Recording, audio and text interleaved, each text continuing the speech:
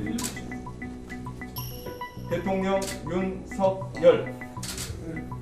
임명이 늦어져가지고. 하겠습니다. 하나, 둘. 맞는지는 모르겠습니다만 당시 경청하고 국민의 목소리 들고 앞으로 같이 경청하고 국민의 목소리 듣고 앞으로 어떻게 교육 정책을 발전시켜 나갈 것인지 같이 노력해서 우리 윤석열 정부의 교육개혁과 같이 함께 나갈 수 있도록 하겠습니다. 여러분들의 눈에 아직 제가 부족해 보이는 부분이 있고 국민들의 기대하고도 부합되지 못하는 부분이 있음을 잘 알고 있습니다.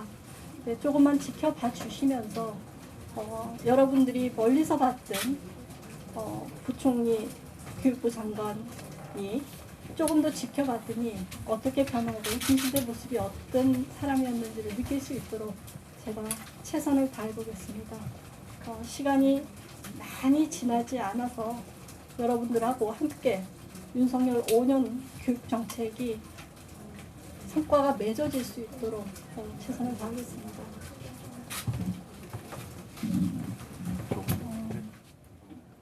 어려운 질문을 주셨는데요. 20여 년 전에 저질렀던 잘못 때문에 많은 반성을 하고 있고 지금도 제가 반성한다는 그 얘기로 많은 분들 기대 수준에 부합하지 못하는 점 잘 알고 있습니다. 관련된 소상한 과정은 아마 국회에서 설명할 기회가 있겠지만 재판관님이 어떤 생각을 가지시고 저한테 판결을 주셨는지는 제가 재판관님의 생각을 헤아리기는 어렵습니다. 어렵지만 사회에서 오해하시는 것만큼 제가 변호사를 고용을 해서 하거나 그런 적은 없습니다.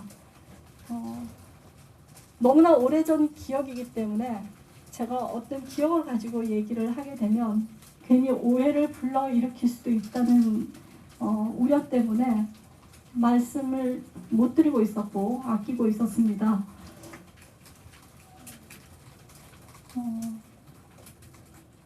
아마 그냥 제가 헤아리는 추측이 맞는지는 모르겠습니다만은 당시 재판 전에 음주운전 특사가 있었던 것이 재판관님께 영향을 조금 미치지 않았나라는 생각은 하고 있고 그 외에는 제가 다른 사연을 말씀드린 것은 개인적인 변명처럼 들릴 수 있어서 그 부분은 인청에서 만약에 인청은 없지만 인사 검정 과정에서 제가 필요한 부분이 있다면 다시 소명을 드리도록 하겠습니다.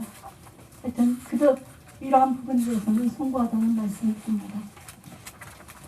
아마 교육이 가장 중요하지만 우리가 오랜 기간 동안 교육의 다양한 이해관계 때문에 학생이나 국민들이 진정으로 원하는 어떤 교육 서비스가 제대로 전달되지 못했다라는 생각을 가지고 있으신 게 아니었나.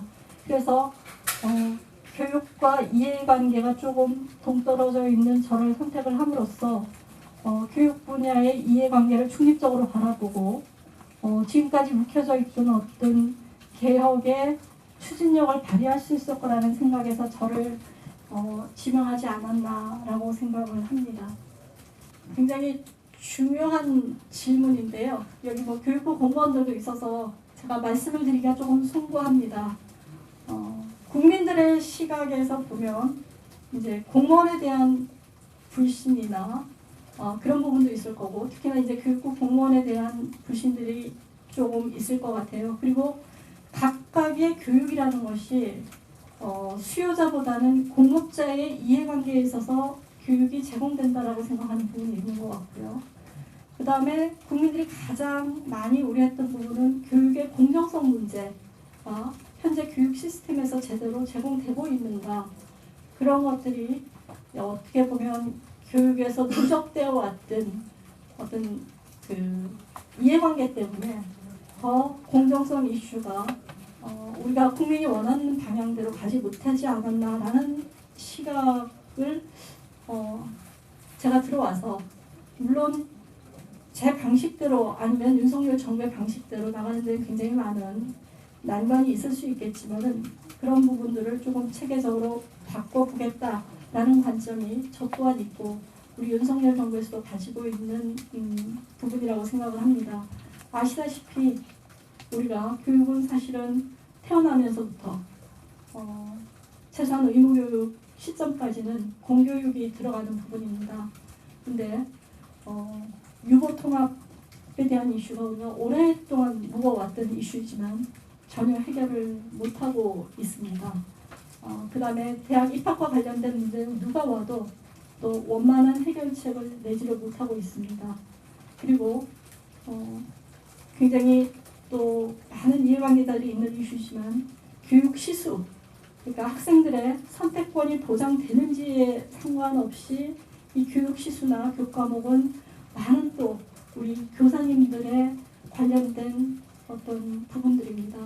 그런 부분들이 교육 이해관계자가 왔을 때는 상당히 풀기 어렵고 객관적으로 보기 어려울 수도 있는 문제지만 제가 만약에 지금 시작을 한다라고 한다면 오로지 학생들과 학부모의 입장에서 우리가 가지고 있던 그 유아부터 시작해서 대학 고등교육까지 전체를 우리 라이프타임 사이클에서 누가 어떤 인생을 이 교육을 통해서 가져갈 수 있을 건지를 전체적으로 한번 보고 지금까지 우리가 생각하지 못했던 교육의 방식 아니 우리가 굉장히 이상적이라고 생각했던 교육의 방식까지 한번 도입해보고 싶다라는 생각들을 가지고 있습니다. 그러나 그것을 현재 시점에서 얘기를 하게 되면 상당한 이해관계 때문에 어려울 수 있겠지만 우리가 미래 시점으로 그것을 조금 시간을 앞으로 놓고 얘기를 한다라고 하면 우리 모두가 객관적인 시각으로 얘기할 수 있을 거다.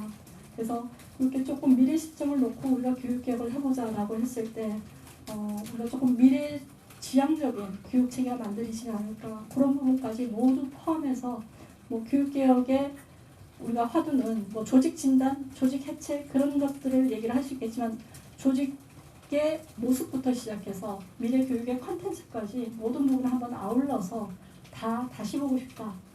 그래서 새로운 어떤 틀을 만들어 보고 싶다라는 게 출발선인데 그 부분들이 너무나 많은 난관들이 있기 때문에 국민들과 언론과 당과 그 다음에 우리 대통령실에서 같이 보고 논의를 이루어가면서 결과를 만들어내야 되지 않을까 싶습니다.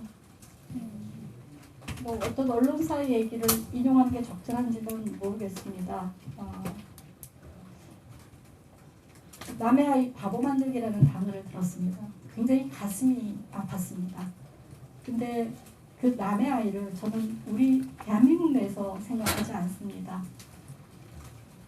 우리 아이는 일본의 아이들보다 똑똑해야 되고 대만의 아이들보다 똑똑했으면 좋겠고 중국 아이들보다도 훨씬 더 뛰어났으면 좋겠습니다. 제가 생각하는 대한민국 국민의 잠재력은 그 어떤 국가의 잠재력보다 뛰어나다고 생각합니다. 그것은 제가 국제사회에 나갔을 때 경험적으로 느낀 부분입니다.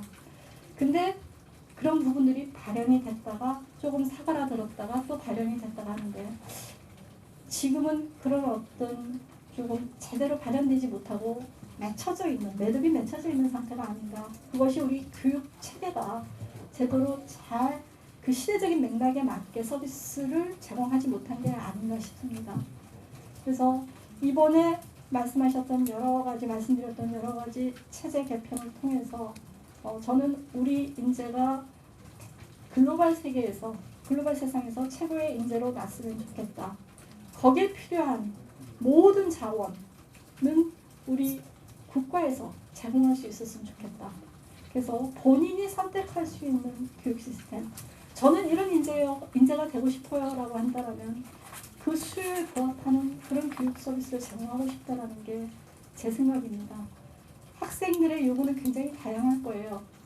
저는 돈은 못 벌어도 이런 사람이 되고 싶고 이런 일을 하고 싶어요 라는 학생들도 있을 거고 아니에요. 저는 글로벌 사회에 나와서 정말 벼락부자가 되어서 우리 국가에 기여할 수 있는 이런 재원을 마련해보고 싶어요. 이런 분도 있을 거예요. 각자의 취미도 다르고 다양하지만 본인이 자기가 하고 싶은 일을 하는데 우리가 수단을 구비해 주지 못했기 때문에 우리가 교육적인 어떤 서비스를 제공해 주지 못했기 때문에 자기가 살고 싶은 세상에 인재로 커지 못하는 그런 현상은 제가 안 만들고 싶고 그들이 원하는 세상에서 그들이 원하는 일을 할 수 있는 그런 교육 서비스를 제공하고 싶다는 각오로 제가 여기에 오게 됐습니다.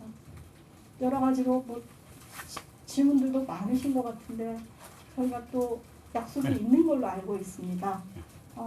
이 시간이 아니고 또 시간이 있기 때문에 그때 제가 말씀을 드리도록 하고요. 마지막으로 말씀드리고 싶은 것은 처음에도 말씀드렸지만 눈높이, 언론인들의 눈높이에 부합하지 못하는 부분이 있다는 거 잘 알고 있습니다. 조금만 지켜봐 주십시오. 저는 사회과학자로서 제가 경험하지 않고 제가 보지 않은 것에 대해서 상대적으로 판단을 내리지 않습니다. 그래서 여러분들께서도 저에게 기회를 주신다면 여러분들의 기대에 어긋나지 않는 부총리 교육부 장관으로서 모습을 보이겠습니다. 감사합니다. 네, 이상으로 간담회